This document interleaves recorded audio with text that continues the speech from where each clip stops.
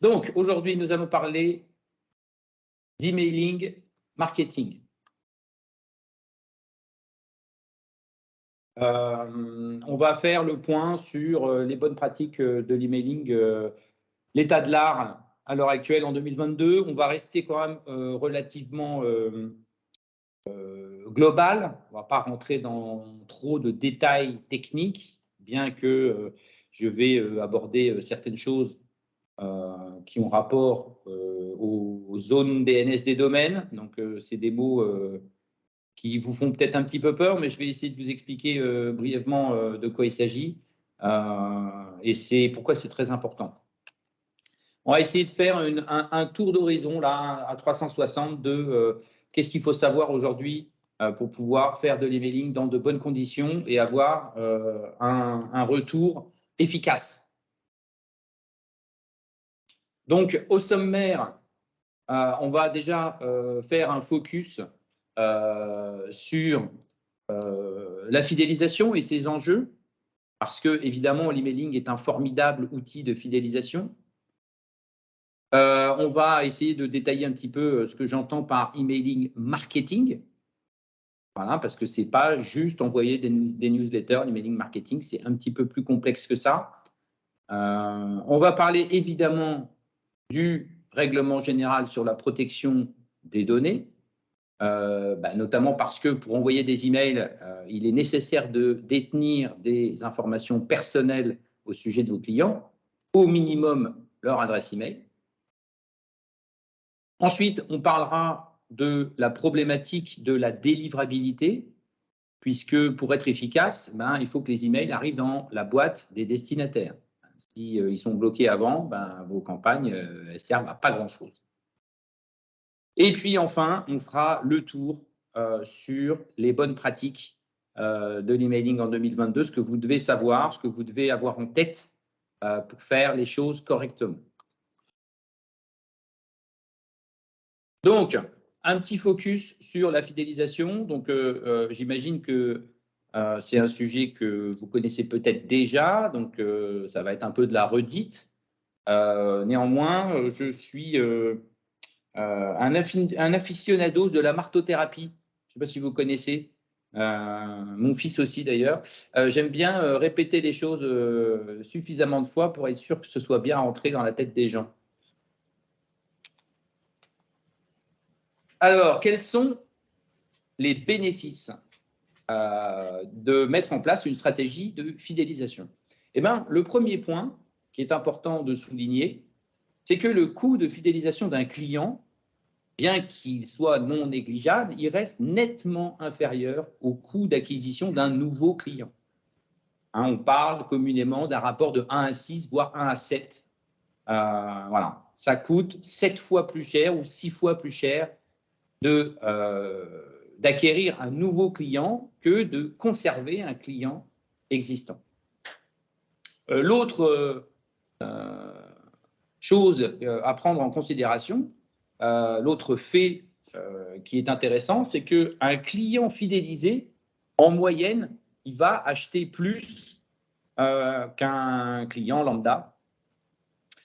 Et donc, de ce fait, on constate généralement, c'est à la louche, mais augmenter son taux de fidélité de 5%, ça permet de faire croître les profits de plus de 25%.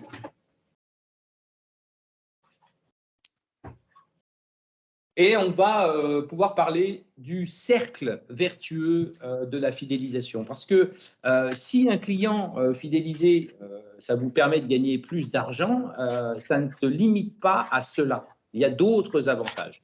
Notamment, un client fidélisé, ça va être un moyen de communication indirecte. Il aura tendance à recommander naturellement sa société, enfin votre société, pardon, à ses proches. Donc de la recommandation. Il y a une autre chose aussi, c'est que quand on fait de la fidélisation, souvent on va demander l'avis de ses clients. Et demander l'avis de ses clients sur la nature des prestations que vous leur avez fournies, la qualité du service que votre entreprise propose, ça permet de le faire se sentir privilégié et ça va renforcer le lien, alors je mets ça entre guillemets, hein, affectif avec votre société. Donc ça, c'est quelque chose qui est relativement important, surtout quand on est une PME ou une TPE. C'est la personnification de la relation client. Voilà, vous êtes un homme, vous êtes une femme, vous êtes un être humain derrière la société. Et il y a cette dimension un petit peu amicale, affective de la relation client. Le client, vous le connaissez, vous échangez avec lui, vous connaissez un petit peu ses petites histoires, vous racontez un peu votre vie. Voilà, vous nouez des liens qui sont des liens que vous ne pouvez pas nouer, par exemple, avec Coca-Cola, Apple, Google. Bon, voilà, ça, c'est de la super multinationale. C'est totalement impersonnel, hein. Vous consommez les produits, mais il ne faut pas vous attendre à avoir un petit peu de rapport humain. Donc, il faut capitaliser là-dessus. Quand on est une petite entreprise, eh ben, on a cet avantage. Et puis, enfin, il y a le concept d'ambassadeur de marque. Donc ça, c'est un client fidélisé et satisfait. Il a des chances de devenir l'Eldorado de vos clients, c'est-à-dire l'ambassadeur. C'est-à-dire le client qui, naturellement, va faire la promotion de votre entreprise. Et ça n'a pas de prix. Ça n'a pas de prix. Alors, j'ai voulu vous présenter deux, trois petits outils de fidélisation. C'est pour vous donner des idées, hein. J'ai voulu cet atelier un petit peu pratico-pratique, pas que de la théorie. Donc voilà, des petites idées qu'il est possible de mettre en pratique pour augmenter la fidélisation, pour proposer à vos clients un avantage en fait d'être fidèle à votre marque, à votre entreprise. Bon, alors on a la traditionnelle carte de fidélité, hein, donc ça je ne fais pas un dessin, vous savez comment ça fonctionne. Ce qu'il faut savoir, c'est qu'aujourd'hui, la carte de fidélité carton avec les petits tampons qu'on met dessus, ça va pas tarder à être la préhistoire et qu'aujourd'hui, il y a des moyens numériques relativement performants qui existent et qui permettent voilà, de sortir un petit peu du lot et d'utiliser les technologies modernes.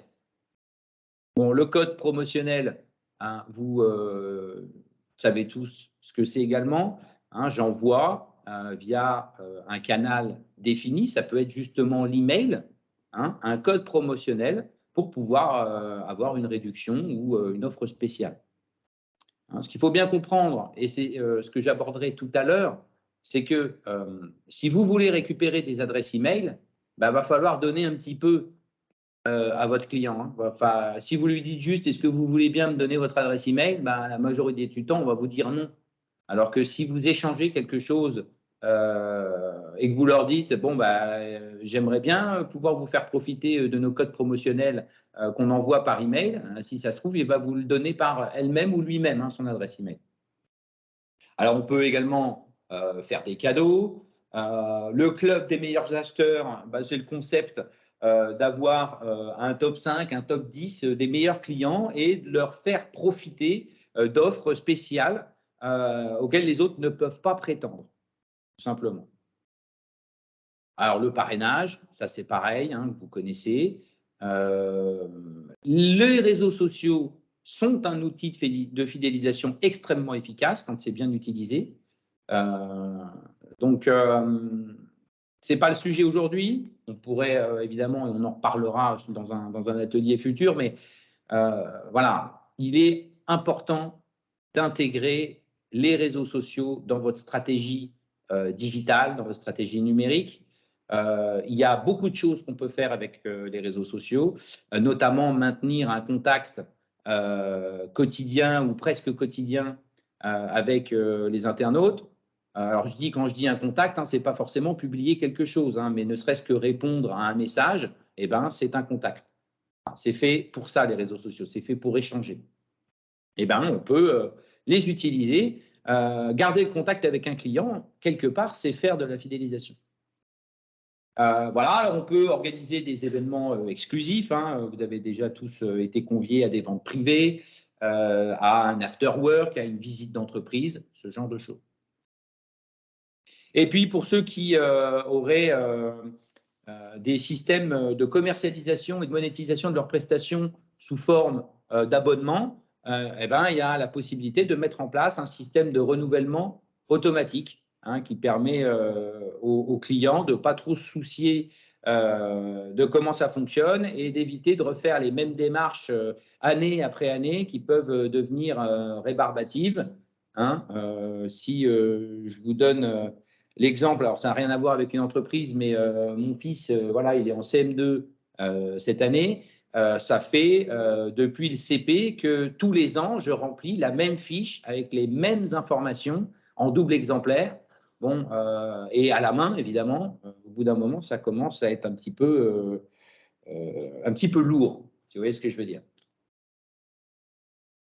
Alors, bah, la satisfaction, OK, mais comme dans tout ce qu'on fait en termes marketing, il est très important d'être capable de mesurer l'efficacité des actions qu'on entreprend. Donc, la satisfaction client, c'est quelque chose qui se mesure. D'accord? Et ça permet d'avoir une idée du niveau de fidélisation de sa clientèle et de voir si les actions qu'on entreprend, bah, ça permet d'améliorer ou pas le taux de fidélisation. Alors, l'indicateur qu'on va utiliser pour mesurer la satisfaction client, c'est ce qu'on appelle le Net Promoter Score. D'accord? Il est calculé, cet indicateur, sur une échelle de 1 à 10. Alors, j'ai mis 0 à 10, mais il faudrait plutôt mettre 1 à 10. C'est une erreur de ma part. En fait, pour le calculer, vous posez la question suivante, une question qu'on vous a sûrement déjà posée, c'est est-ce que vous recommanderiez ce produit, cette marque, cette entreprise à un ami? Alors, elle paraît un petit peu banale, cette question, mais en fait, elle va nous permettre de calculer cet indicateur qui est très important. Donc, on a les notes de 1 à 10. Et ce qu'il faut savoir, c'est que de 1 à 6, on va considérer les clients comme des détracteurs. Ensuite, de 7 à 8, on va considérer les clients comme passifs. Et uniquement 9 et 10 seront les promoteurs. Voilà, les gens fidélisés qui sont convaincus dans vos services et qui vont même être capables d'en parler aux autres et de le recommander aux autres. Et ensuite, pour calculer l'indicateur, bah, vous faites le pourcentage de clients qui sont des promoteurs sur le nombre total de clients et vous retranchez le pourcentage de détracteurs. Donc, si vous obtenez un chiffre négatif, ce n'est pas grave. Ce qui est important, ce n'est pas le chiffre en lui-même, c'est la tendance. Voilà. Si vous êtes à moins 10 et puis qu'après avoir mis en place votre stratégie de fidélisation, bah, vous montez à moins 5, bah, vous avez progressé. Et c'est ça qui est important. Est-ce que c'est bon pour le NPS, le Net Promoter Score? De toute façon, vous aurez le support pour revoir ça. Mais ça, c'est un très bon moyen de mesurer le taux de fidélisation de vos clients. Alors ensuite, le questionnaire de satisfaction, c'est un petit peu plus difficile à mettre en place parce que bah, là, vous avez plusieurs questions. Donc, encore une fois, si vous voulez que les clients fassent ça sérieusement, bah, faut leur donner un petit quelque chose en échange. Toujours se souvenir que si vous voulez avoir quelque chose de votre client qui va vous servir, n'hésitez pas à donner quelque chose en échange. J'ai déjà rencontré des entrepreneurs extrêmement frileux et qui ne veulent rien donner, bah, du coup, ils récupèrent que dalle. Voilà, à un moment donné, il faut savoir donner pour recevoir. Donc, le questionnaire de satisfaction, ça vous permet de faire un état de vos points faibles, des attentes de vos clients. Si vous voulez être bon, si vous voulez avoir le bon service, le bon produit, ben, il faut répondre aux attentes de vos clients. Et comment connaître les attentes de vos clients? Ben, déjà, c'est votre connaissance du marché. Donc ça, c'est votre compétence intrinsèque propre à votre cœur de métier, OK. Mais vous pouvez aussi leur demander parce que vous n'êtes pas tout puissant et vous pouvez passer à côté de certaines choses. Donc, voilà, on n'hésite pas, on demande aux clients ce qu'ils veulent et on essaye de répondre à leurs besoins. Alors, les marketeurs, hein, spécialistes du marketing, ils aiment bien dire que la fidélité, elle ne s'acquiert pas, elle se travaille. Voilà. C'est un travail quotidien. C'est quelque chose qu'on met en place sur du moyen terme. Hein. Ce n'est pas quelque chose, on claque des doigts, ça y est, mes clients sont fidèles. Non, c'est petit à petit. Et de toute façon, quoi qu'il arrive, s'intéresser à vos clients, ça vous permettra de devenir globalement meilleur. OK, donc ça, c'était pour le petit focus sur la fidélisation. Et maintenant, on va rentrer un petit peu plus dans le vif du sujet et nous allons parler donc de l'emailing. Alors, la définition marketing, hein, l'emailing, c'est l'ensemble des utilisations du courriel à des fins marketing et commerciaux. Donc, l'essentiel des usages qu'on va faire avec l'emailing, ça va être des problématiques d'acquisition, de conversion et de fidélisation. Uniquement auprès de prospects qui ont donné leur autorisation pour être contactés. J'insiste là-dessus, hein, je vais continuer sur la martothérapie.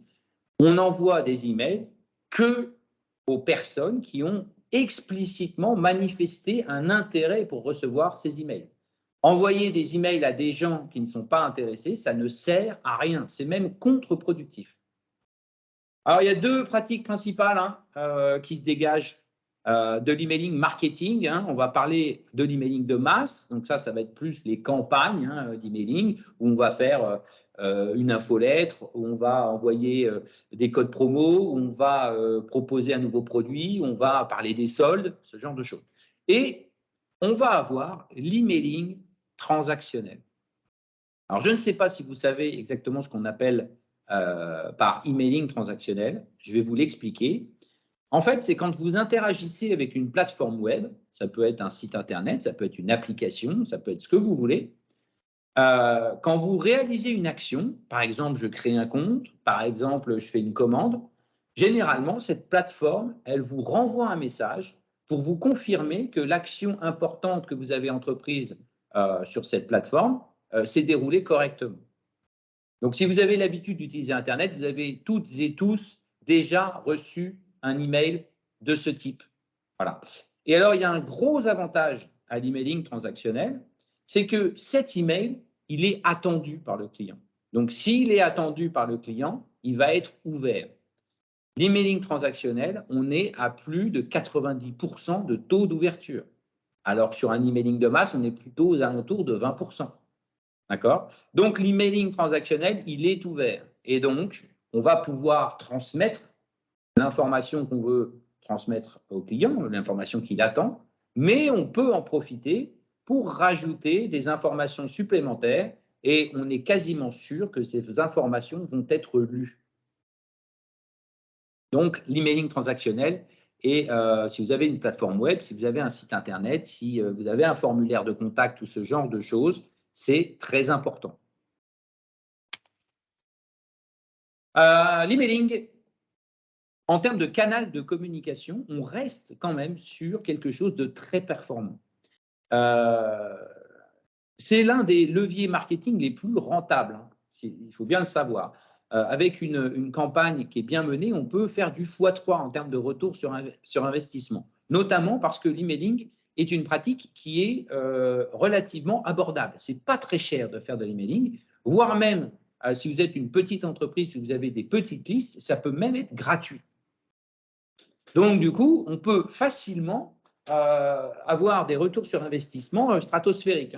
300% de retour sur investissement, vous pouvez essayer plein d'autres choses. Je vous souhaite bien du courage pour y arriver. Donc voilà, les performances de l'emailing, elles peuvent être exceptionnelles si vous faites les choses bien. Et pour cela, il faut connaître les bonnes pratiques et choisir un logiciel qui est adapté à vos besoins. Alors aujourd'hui, comme on est sur un format court, on ne va pas parler de logiciels, d'accord? Il y en a plein sur le marché, j'en connais beaucoup, je les ai quasiment tous testés au moins une fois.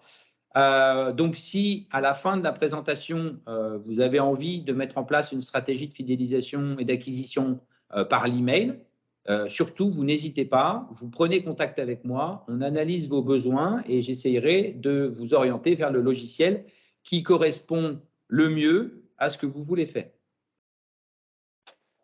On a souvent annoncé l'email comme étant une pratique has-been.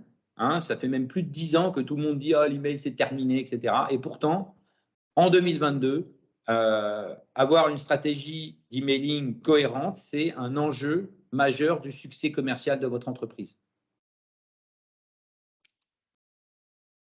Alors, je vous donne quelques chiffres pour achever de vous convaincre, si vous ne l'étiez pas déjà, même si peut-être que je prêche déjà des convaincus.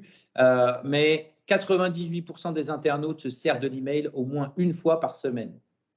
52% des internautes plébiscitent l'email comme étant le moyen de prédilection pour pouvoir communiquer avec les entreprises et les marques, largement au-dessus du SMS, des notifications push, etc.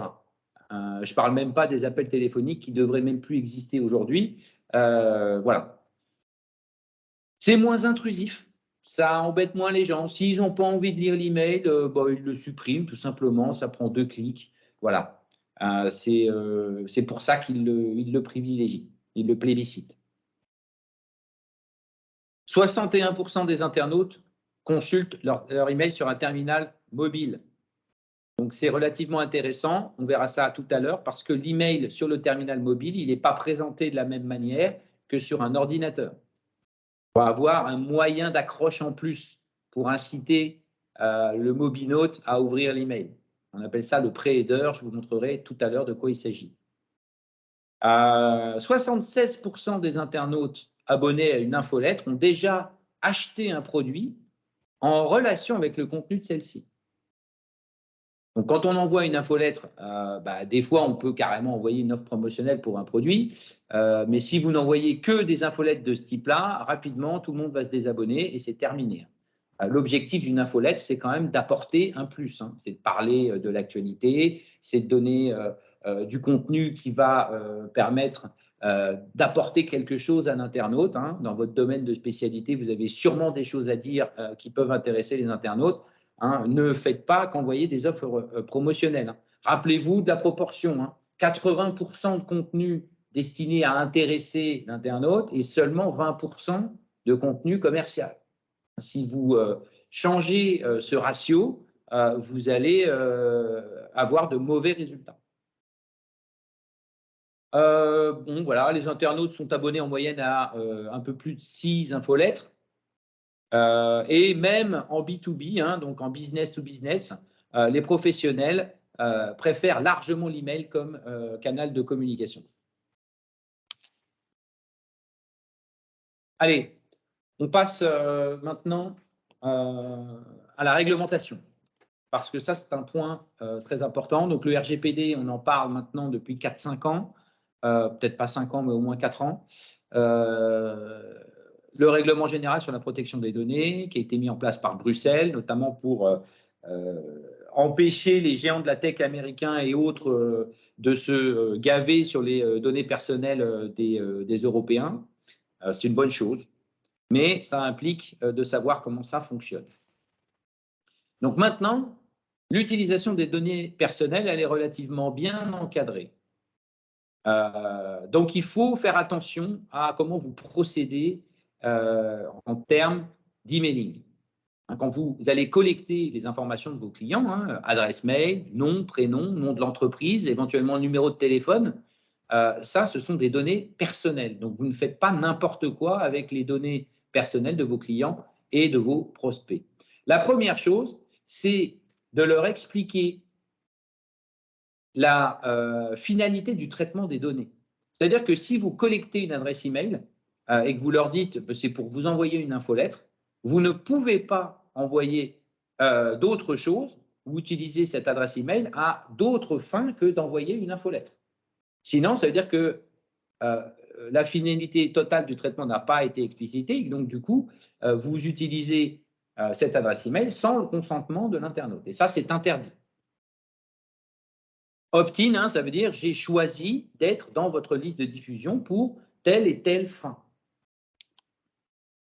Il faut obligatoirement laisser la possibilité à l'internaute de se désinscrire. Il y a de ça 10, 15 ans, au début des pratiques de l'emailing, on avait tendance à procéder de la sorte, c'est-à-dire que je mettais le lien de désinscription en tout petit sur gris clair sur fond blanc, en bas de la newsletter, bien caché, en espérant et en croisant les doigts pour que l'internaute ne le trouve pas. Voilà, aujourd'hui, on sait très bien que procéder de la sorte, c'est une très mauvaise pratique. Mais déjà, parce que déjà, vous devez légalement laisser la possibilité de se désinscrire. Et deuxièmement, parce que si votre client souhaite arrêter de recevoir vos messages, il est contre-productif de continuer à lui en envoyer. Et c'est ce qu'on va voir après quand on va parler de délivrabilité. Il faut avoir bien conscience de ça. C'est ancré très profond dans la tête des gens. J'ai beau le répéter encore et encore, il y a des gens qui font bloc et qui ne comprennent pas et qui pensent que l'objectif, c'est d'avoir un maximum d'adresses email dans ces listes de diffusion. Faux. Et c'est ce qu'on va voir tout de suite avec la problématique de la délivrabilité des emails. Donc, évidemment, la délivrabilité, ça conditionne la réussite de vos campagnes. Hein, c'est le nombre, ou plutôt le pourcentage de vos emails qui atterrissent correctement dans la boîte de réception de leur destinataire. Hein, si vos emails n'arrivent pas, bah forcément, vous avez de mauvaises performances. Si vos emails ne sont pas délivrés, évidemment, aucune chance d'être ouvert, aucune chance d'avoir des clics, aucune chance de convertir, aucune chance de rien du tout. Donc, plus la délivrabilité est basse et plus le retour sur investissement, hein, le ROI, Return on Investment, est faible. C'est mathématique. Et alors, la délivrabilité, de quoi elle dépend? Eh bien, elle dépend en grande partie de la qualité de vos listes. Et les serveurs de messagerie qui traitent les emails, hein, qui traitent l'arrivée des emails et qui les distribuent, ils vont être extrêmement sensibles à ce paramètre. Hein, si vous arrivez, hein, je vais essayer d'imaginer ça, de vulgariser ça, si vous arrivez sur un serveur de messagerie que vous faites toc-toc, j'ai 100 emails à vous délivrer et que le serveur de messagerie il regarde et sur les 100 emails, il y en a 50 qui n'existent pas. Il va se dire, bon, bah, celui-là, il fait n'importe quoi, non, tiens, les emails, ils ne passent pas, quoi. C'est tout à fait comme ça que ça se passe. Alors, les trois facteurs qui déterminent la délivrabilité, donc la qualité des listes de contact, ça je vous l'ai déjà dit, l'infrastructure d'envoi qui est utilisée pour envoyer ces emails, donc ça va être la partie un petit peu plus technique. Je ne vais pas trop rentrer dans le détail, mais si vous pouvez vous rappeler de deux, trois petites notions, ça vous permettra de demander à un informaticien ou à quelqu'un qui sait de vous faire la manipulation pour améliorer la délivrabilité de vos campagnes. Et puis, évidemment, le niveau d'engagement des destinataires. C'est pour ça que je vous dis qu'il est inutile et contre-productif de garder dans ces listes des gens qui ne veulent pas recevoir vos emails. Parce que quelqu'un qui n'ouvre jamais vos emails, ça fait baisser votre niveau d'engagement et ça fait baisser la délivrabilité globale de vos campagnes. Donc, quelques conseils pour optimiser la délivrabilité de ces campagnes. Eh bien, numéro 1, on va améliorer la qualité de ces listes. Hein, la qualité, comme je vous disais, elle est prise en compte par les serveurs de messagerie. Vous avez une réputation d'expéditeur. Et ça, c'est réel. À partir du moment où vous avez une adresse IP d'un serveur qui envoie vos emails, à partir du moment où vous utilisez un domaine personnalisé, hein, est-ce que vous savez ce que c'est qu'un domaine?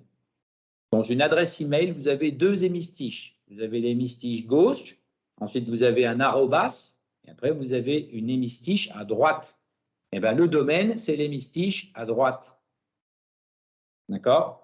Et quand on est un professionnel, généralement, ce qu'on fait, c'est qu'on achète son propre nom de domaine pour faire professionnel et on va envoyer des emails depuis son adresse qui est hébergée sur son nom de domaine, ou qui utilise le nom de domaine. D'accord? Et bien, ce nom de domaine, il va avoir une réputation d'expéditeur. Donc, si vous faites n'importe quoi, ben, votre réputation va petit à petit baisser. Et au bout d'un moment, on va vous dire « Ah ben désolé, vos emails, je ne l'ai pas reçu, hein, il n'arrive pas, votre email. » Parce que vous êtes blacklisté. OK? Donc, c'est là que j'introduis le concept de hard bounce ou rebond. Donc ça, le rebond, c'est quand vous arrivez sur le serveur de messagerie, que vous dites « J'ai 100 emails à vous distribuer ». Le serveur de messagerie regarde et dit « Oui, mais attendez, là, sur les 100 adresses, il y en a 20 qui n'existent pas. » Donc, vous avez ces 20 emails qui n'existent pas, hop, ils sont repoussés, et c'est ce qu'on appelle un rebond. Ils arrivent et ils repartent, parce que le destinataire n'existe pas. La cause, bah, vous avez mal orthographié le nom d'une personne, vous avez fait une faute de frappe dans l'adresse, ou l'adresse n'existe plus, la personne elle est partie de l'entreprise, ce genre de choses. Donc si vous avez un taux de rebond qui est supérieur à 10%, et ben directement le serveur de messagerie dit ah ben tiens, un tel là, il a un taux de rebond supérieur à 10, ah je lui fais baisser sa note d'expéditeur. Et il est très facile de perdre des points. Alors en regagner, là par contre, vous pouvez vous accrocher. D'accord? Donc il faut faire très attention à ça. Donc comment on fait pour éviter d'avoir ces problèmes de hard bounce? Eh bien, la première chose, c'est déjà on n'utilise pas des adresses qu'on n'a pas collectées soi-même. Tout simplement. On s'assure que les adresses qu'on utilise, eh ben, les gens ont accepté avec un consentement, on dit éclairé, ils sont parfaitement conscients de ce que vous leur proposez, ils ont accepté de vous donner leur adresse email. Voilà, et évidemment, on n'achète jamais de liste. On n'achète jamais de liste. Dans les listes, il y a des spam traps, hein, des pièges pour savoir qui achète des listes. Et vous finirez par vous faire avoir et vous finirez blacklisté. Donc, n'achetez pas de liste. Très mauvaise pratique. Voilà, donc évidemment, ça j'ai déjà dit, on obtient le consentement éclairé. Évidemment, on permet de se désinscrire facilement. Hein, comme ça, les contacts qui ne sont plus intéressés par vos emails, ben, ils se désinscrivent et c'est tant mieux, oserais-je dire. On nettoie les listes en supprimant les rebonds et également les contacts qui n'interagissent jamais avec vos emails. Donc ça, ce sont des fonctionnalités qui sont intégrées de base dans la plupart de ce qu'on appelle des ESP, hein, des Email Service Providers, des logiciels qui permettent de faire de l'emailing de masse. Et ces contacts qui n'interagissent jamais, hein, on appelle ça des contacts endormis, eh ben, de temps en temps, on les relance. Hein, on peut les cibler. Hein, on peut cibler les gens qui n'ont jamais ouvert d'email depuis 6 mois, par exemple. On va les relancer et on va leur demander, on va leur dire, voilà, vous n'avez pas ouvert un mail depuis les 6 derniers mois. Est-ce que vous souhaitez rester inscrit ou inscrite à cette liste de diffusion? Et soit vous répondez oui et vous restez inscrit, soit mais si vous ne répondez pas, on vous supprime de la liste de diffusion. Il vaut mieux une petite liste avec beaucoup de gens dynamiques qui ouvrent vos mails qu'une liste géante avec 90% des gens qui n'ouvrent jamais les emails. C'est très important de le comprendre, ça. Alors, la petite partie technique, on a parlé tout à l'heure de domaine. Hein, par exemple, là, moi, je vais utiliser le domaine @cci89.fr. Voilà. Pour mes adresses email. Et bien, ce domaine, je peux le paramétrer. Et il y a des protocoles qui s'appellent les protocoles SPF et DKIM. Voilà. On ne va pas rentrer dans le détail technique, mais en gros, ces protocoles, qu'est-ce qu'ils permettent de faire? Ils permettent de mettre une petite signature dans l'entête invisible de l'email, une signature du domaine qui dit « Oui, j'ai autorisé Sendinblue, j'ai autorisé Sarbacane, j'ai autorisé Mailjet, tous ces logiciels qui font des mailings en masse. J'ai autorisé ce logiciel à envoyer un email en mon nom. » Voilà. D'accord? Parce que tous les hackers, les pirates, les spammers, en fait, ils utilisent des domaines et en fait, ils ne vont pas signer les emails parce que les domaines, ils ne les possèdent pas en fait. Je peux tout à fait envoyer une email en disant que je m'appelle Google. Hein, je peux le faire programmatiquement, c'est très facile à faire. Voilà, je peux envoyer un email christophe@google.com et puis j'envoie ça à Johanna par exemple. Et il est probable qu'elle ne reçoive pas l'email parce qu'il ne va pas être signé. Et au moment où il arrive sur son serveur, il va aller regarder la signature, il dit bah, tiens, ça c'est censé venir de Google, c'est pas signé par Google, j'en veux pas. Donc voilà pourquoi c'est important de le faire. Cette manipulation est un petit peu technique, donc il est probable que vous ne puissiez pas la faire par vous-même. Par contre, il faut garder en tête que vous voulez que ce soit fait. D'accord? Et si un jour vous avez un domaine et un logiciel d'emailing, moi, je peux vous aider, ou n'importe quelle autre personne spécialiste du domaine peut vous aider. La manipulation, elle prend 5 minutes. Important d'utiliser des protocoles de signature des entêtes d'email. On va essayer, dans la mesure du possible, si on envoie beaucoup d'emails, d'avoir une adresse IP fixe pour le serveur d'envoi. Comme ça, du coup, c'est votre serveur à vous et c'est votre réputation à 100%. Parce que si vous utilisez une IP mutualisée, bah, vous partagez la réputation avec d'autres personnes qui font de l'emailing comme vous. Donc, on peut utiliser des outils en ligne. Vous avez par exemple senderscore.org qui permet de regarder si l'IP d'envoi de vos emails elle est bien notée ou pas. Et vous pouvez aussi vérifier votre domaine avec un outil qui s'appelle MX Toolbox et qui permet de savoir si votre domaine il est blacklisté ou pas. Vous tapez MX Toolbox dans Google, vous allez tomber sur le site instantanément et vous pouvez regarder comment ça fonctionne. Bon, c'est en anglais, mais ça fonctionne relativement pas mal. Alors, maintenant, on va parler du taux d'engagement. Le taux d'engagement, bah oui, il faut travailler le taux d'engagement. Qu'est-ce que c'est que l'engagement? C'est l'intérêt que vos destinataires vont porter à vos messages. On va le mesurer à travers plusieurs indicateurs, le taux d'ouverture, le taux de clic, le taux de désinscription, etc. Et évidemment, les plus grands services email, Google, Yahoo, Outlook, Microsoft, etc., ils le mesurent, ce taux d'engagement. Et plus votre taux d'engagement est faible, et plus on va considérer que vous faites du spam. D'accord? Donc, c'est important de travailler ce taux d'engagement. Et voilà, pour optimiser l'engagement, supprimez de vos listes les gens qui n'ouvrent jamais vos emails, tout simplement. Allez, on fait un petit tour sur les bonnes pratiques là pendant 10 minutes et après, je réponds à vos questions.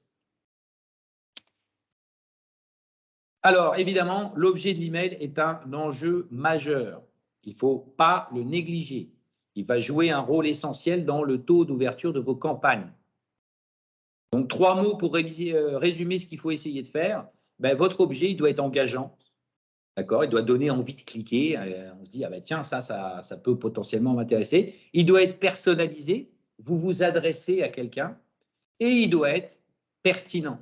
C'est-à-dire que si vous envoyez un email pour, je ne sais pas, faire une vente privée et qu'au moment où j'ouvre l'email, en fait, ça ne parle pas de vente privée, mais ça parle d'autre chose, quelque part, vous avez tourné le client en bourrique et ça ne va pas lui plaire.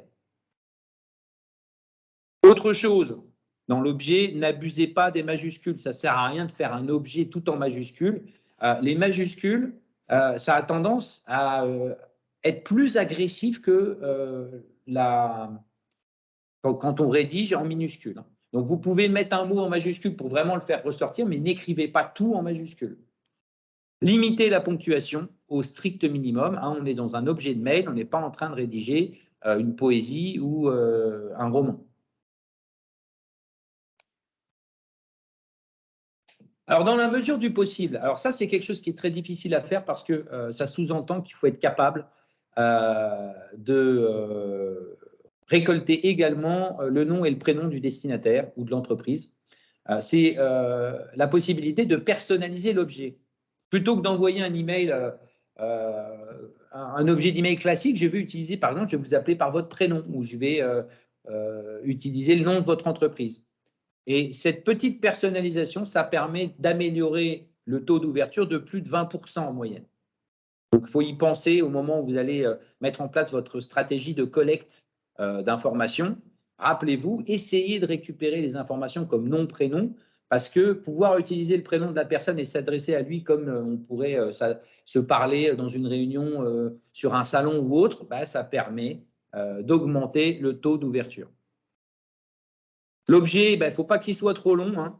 On dit 60-70 caractères maximum. Voilà, on utilise un prénom et un nom dans le champ réservé à l'expéditeur. Donc là, je parle de vous. Hein, quand on va dire l'expéditeur, mettez votre adresse d'expéditeur et qui est l'expéditeur, mettez votre nom. Hein, toujours dans la notion de personnification de la relation. Voilà, c'est moi, Christophe, qui envoie, Christophe Yenzer de la Chambre de commerce, qui envoie un email. Voilà, vous me connaissez, vous savez qui je suis, donc bah, vous dites, bah, tiens, ça va peut-être être intéressant, je vais ouvrir cet email. Ne négligez pas l'importance du pré-header, on en a parlé tout à l'heure. Alors, qu'est-ce que c'est que le pré-header? Eh bien, regardez cette capture, c'est cette petite phrase qui apparaît sur les mobiles. Hein, c'est un texte qui apparaît en dessous de l'objet, qui introduit le contenu de l'email et il est particulièrement valorisé sur les interfaces des terminaux mobiles. Alors, je vous rappelle hein, qu'aujourd'hui, on a plus de 50% de mobinautes, plus de 50% des utilisateurs d'Internet qui utilisent des mobiles.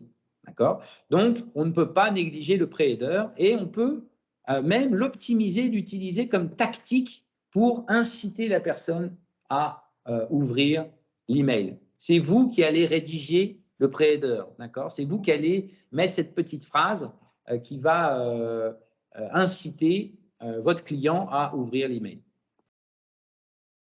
Hein, donc, la plupart des logiciels qui vous permettent de faire de l'emailing, ils ont un petit champ hein, où vous pouvez personnaliser le pré-header. Si vous ne le personnalisez pas, il va prendre le début du texte du contenu de votre email et il va le mettre. Donc, si ce n'est pas optimisé, hein, bah, vous allez voir bonjour ou un texte qui est pas forcément, qui décrit pas forcément la nature du contenu de l'email. Alors, attention aux spam words. Hein, je vous ai mis là une petite infographie. Hein. Il y a des mots qu'il faut bannir du contenu de vos emails. Hein, tous les mots qui sont utilisés de façon récurrente dans les emails de spam que vous pouvez recevoir. Il faut, je vous demande de patienter, excusez-moi. Donc, il faut faire attention à ces mots. Donc, vous regardez hein, la liste et vous essayez, dans la mesure du possible, de ne pas trop en utiliser. OK? Donc, il y en a, évidemment, vous les avez déjà vus, hein, quand on parle de Viagra, de médicaments, de Valium, de Xanax, de perte du poids, de cash, de monnaie facile, d'argent rapide, enfin, tout ce genre de choses, 100% garantie, 100% sûr, tous ces mots voilà, qui sont utilisés. Excusez-moi 2 petites secondes.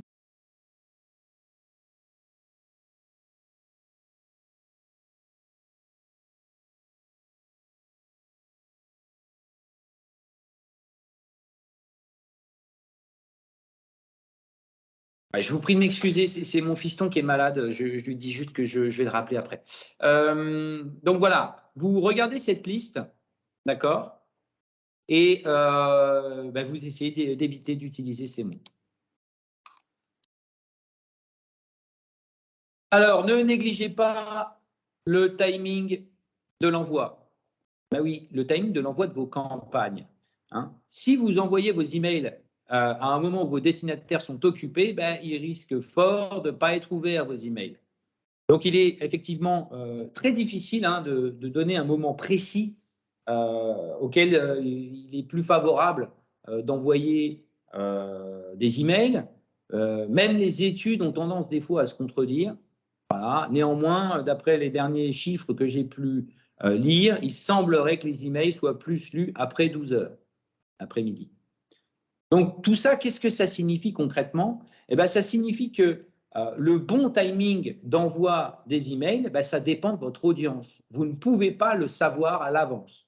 Donc, il est nécessaire de faire ce qu'on appelle de l'A/B testing. Hein, on teste et on essaye d'identifier quel est le meilleur moment dans la journée pour envoyer ces emails? Quel est le meilleur jour de la semaine pour envoyer ces emails? Eh ben, vous testez le lundi, vous testez le mardi, le mercredi, vous testez le matin, l'après-midi, le soir, et puis vous comparez les résultats de vos campagnes. Hein, donc je répète, hein, les ISP, ce sont les logiciels qui permettent de faire de l'emailing de masse. Ces logiciels, ils ont la possibilité de vous donner accès à des statistiques extrêmement précises et vous savez quand est-ce que ça a été le plus performant. Donc, il faut tester, voilà.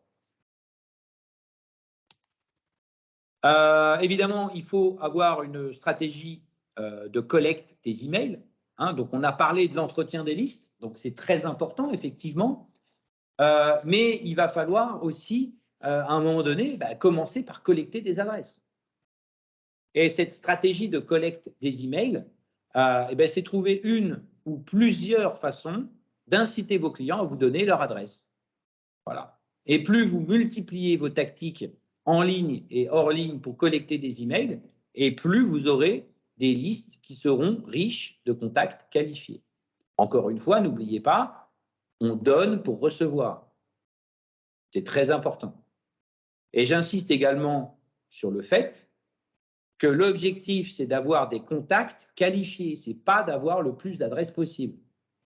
Je pense que j'ai suffisamment insisté là-dessus. Je pense que vous avez compris. Je veux des contacts qualifiés, je veux des gens intéressés. Ça ne sert à rien d'envoyer des emails à des gens qui ne veulent pas recevoir vos emails. Alors, quelques idées pour collecter des adresses. Encore une fois, hein, dans le but de vous proposer des choses un petit peu pratiques. Donc, évidemment, vous pouvez avoir ce qu'on appelle une infolettre, hein, où vous proposez à vos clients de s'inscrire à votre newsletter. Pensez à la technique du QR code, hein, pour faciliter l'inscription. Vous avez la possibilité, le classique jeu concours ou le quiz en ligne, ça marche très bien, ça. Ça marche très, très bien. Vous pouvez organiser un événement physique dans votre boutique. L'inscription est obligatoire et il faut fournir son adresse email, par exemple, hein, after work, banque privée, etc. Vous pouvez proposer des livrables en téléchargement. Donc, sur Internet, on voit souvent des livres blancs ou des outils gratuits. La seule condition pour pouvoir y accéder, c'est on donne son adresse email. Le classique coupon de réduction à recevoir par email. Voilà, vous avez des coupons de réduction, vous distribuez des coupons de réduction, mais c'est par email que vous les envoyez.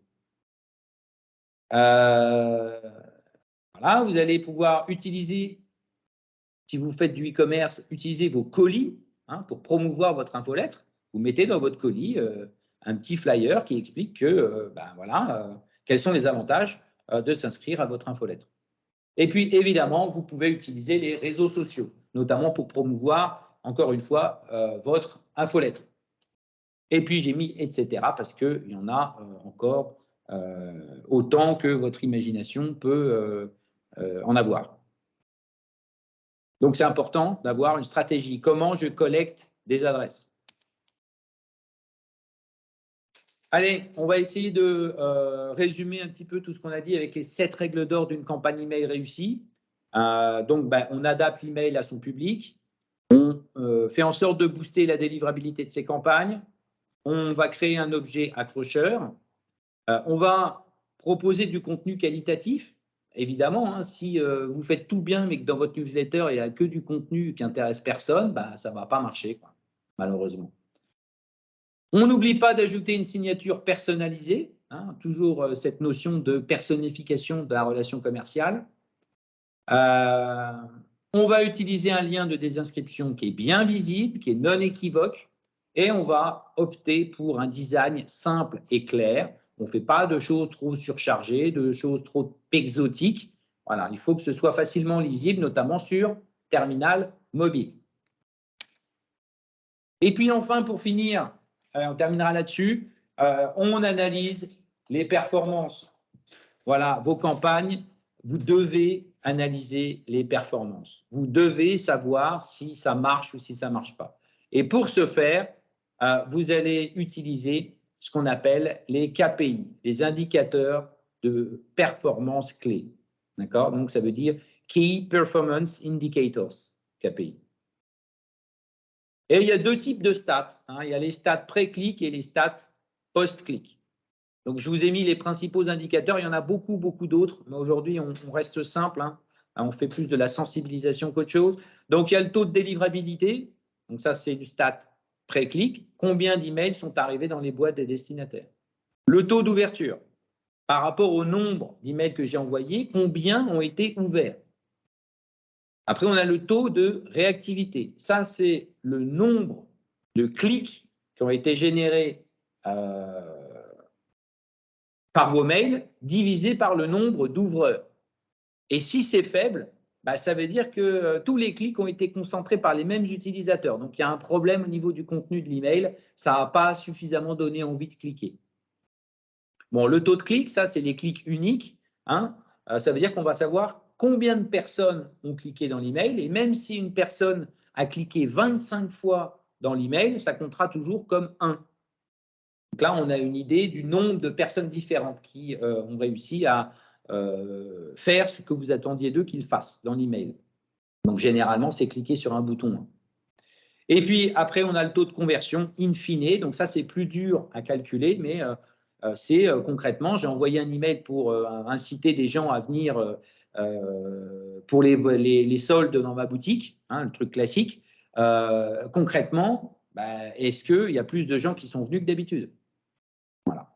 On essaye de se fixer des objectifs et on regarde si les différentes actions qu'on a menées ont eu un impact ou pas. Donc voilà, si vous avez des questions, si vous avez besoin que je vous aide, on parlait tout à l'heure de faire les signatures d'email avec le domaine, si vous avez besoin de choisir un logiciel d'emailing, si vous avez besoin juste de discuter un petit peu de stratégie numérique, vous avez mes coordonnées, n'hésitez pas à me contacter.